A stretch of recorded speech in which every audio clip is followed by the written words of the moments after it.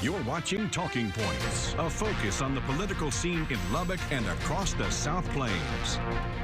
Welcome back. Here's a look at some other political headlines. Planned Parenthood has filed an amended lawsuit against the city of Lubbock over its abortion ordinance and asked a federal judge to reconsider its previous dismissal of the suit. Planned Parenthood's attorneys say the dismissal allows the city to defy the decisions of the Supreme Court and, quote, eliminate the core protection of a constitutional right with impunity. They've also removed claims from the ordinance that the ordinance violated state law and say any ruling on this case could now deter private citizens from filing lawsuits. And the federal government's about to send Texas its latest part of that $350 billion COVID relief package, and state leaders have been charged with how to use that money for border security instead. House Speaker Dave Phelan sent interim charges to about a dozen state house committees to have them look into the best ways to use that money. I say that we need to use all our resources that are available in a prudent manner. So that may mean using some federal funds. It may not mean using some federal funds. We need to determine that, and that's the purpose of these interim charges. No money for a worthless wall. Focus it on helping address the many needs that families across Texas have now following this pandemic. Representative Doggett there has sent a letter to the U.S. Treasury Secretary asking her to prohibit the state from using the money for the border wall. All this as former President Trump returned to South Texas, reportedly for a border security briefing and tour, but the event in Weslaco looked more like a campaign rally for Mr. Trump and/or Governor Greg Abbott, who's already received the president's endorsement and would certainly love the support of a lot more of Mr. Trump's voters, many of whom are very supportive of Abbott's decision to have Texas finish the border wall project. And KMAX West Rappaport joins us from Weslaco with more. Hi there. At a roundtable discussion here at DPS Regional Headquarters here in Weslaco, lawmakers and law enforcement leaders talked with the former president about the record high border crossings in the state. The welcoming committee at this high-profile Valley visit hopes the tough talk at the border means better protection for Texans. There are definitely a lot of concerns, especially the people here on the border that are residents and have been for many, many years, have that real concern of keeping our country, not only Texas, but keeping the country safe. At a campaign-style rally near a port of entry highlighting a section of border wall under construction, the former president endorsed Governor Abbott's approach.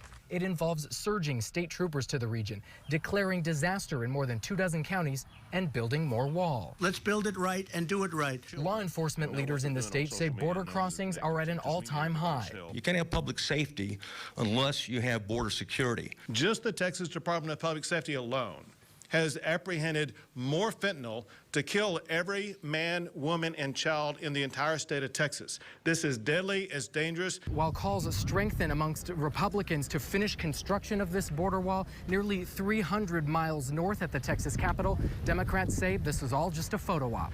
The governor, who has called us back for a special session and not told us what we're coming back for, is going to the border with a disgraced ex-president to highlight the fact that, for me, we continue to spend our state resources on a make-believe crisis.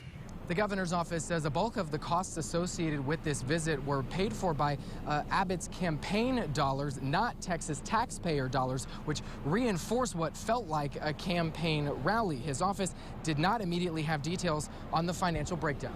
Reporting in Weslaco, I'm Wes Rappaport. Back to you. All right, Wes, thank you. That photo op part isn't wrong. Lots of Republicans, including the former president and the governor, Mr. White, and even Lubbock Congressman Jody Arrington were in Weslaco for this, to see and be seen, working for folks in that part of the state. Those voters will be important for them in elections next year and beyond, something we've talked about, and we'll talk about again with political columnist and friend Jay Leeson. Here's part 2 of our interview for 5 good minutes. They're going to spend a lot of time in South Texas, again, to offset those big 3 counties and the suburbs involved in them, in the urban centers. If they can bleed out West Texas with votes, which I'm not sure they can. If you look at primary voting over the last decade in the Republican Party, it's dropped significantly. People just are out on the primary. Now, they'll go to the general, but they're out on the primary. I think that it's all, West Texans smell BS a mile away. And it's all bravado. It's nothing about public schools, nothing about rural hospitals, nothing about the engines that make our economies go. Lubbock just came on to ERCOT. We literally, these representatives, dadgummit, these representatives spent more time literally in parliamentary minutes on the House and the Senate floor talking about transgender wrestlers than they did the power grid. The governor's kind of found his political opening with a lot of Republicans with the border wall issue now. Does this help people forget that they were mad at him for the COVID response and mad at him a little bit for the ERCOT response? Do you, whenever you ask about responses in Greg Abbott, the governor is going to go where the polls take him. And you said appealing to Republicans. Which Republicans? In the state?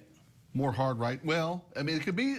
He's playing it a little bit to them and to maybe somebody out of state who might be watching. Not somebody, everybody. Yeah. He's in the driver's seat on the wall now. It's his deal. And he's got a great argument. A country, a state has to have boundaries, and they have to be enforced. And that's just common sense. But he's running against DeSantis, the governor of Florida. They're quietly running for president against one another. And you got DeSantis talking about socialism and communism and all the Cubans coming in and what great Americans they are. And everybody's getting America, you know, Hulk Hogan waving the American flag. and then you've got Abbott saying, what can I do? What can I do? Oh, the wall, the wall. So just appealing to a national audience. But I think the governor was very weak in this session. He's never on the floor. Well, I mean, we've said that several sessions with him. That's just kind of been the tone of his tenure so far. A couple of other 2022 races that I'm kind of excited about. One is the Texas Ag Secretary situation. We know Sid Miller. The Representative James White seems to be on his way now to running for this. Boy, that's interesting on a ton of levels. Yeah, he brought that up on Chad Hasey's show this week. Yeah. Sure did. What do you think about James? I know you talked to him a lot. Yeah, I mean, we could call James and put him on speakerphone right now. I'm sure he'd be glad to talk. He'd be loud enough, I think, to everyone to hear. And he's got such a great Texas drawl, too. Oh. Yeah. That debate with those two would be the greatest thing ever. Let's get down to brass tacks. You're not going to find a white candidate who is as Texan as Sid Miller, because he plays on that whole boss hog. Right. You know, what was that big chicken on Looney Tunes?